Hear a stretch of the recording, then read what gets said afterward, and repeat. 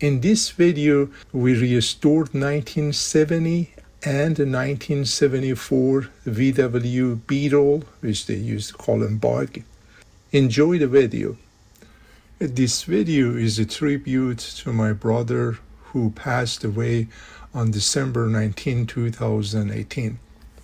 He and I restored 3 cars in his house garage and sold them to be able to open Classic Auto Works of our own business in Jacksonville, Florida in 1984. He was an excellent auto body repairman. He did all body work and prepared the car to be painted. I did mechanical repair, paint, and also some upholstery. Rest in peace, my brother.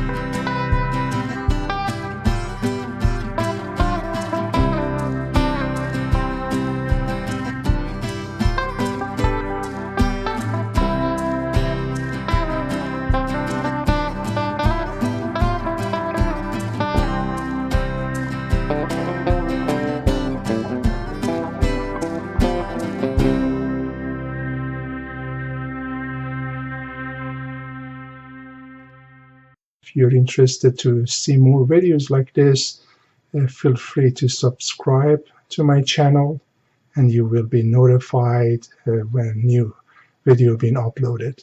You have a great day.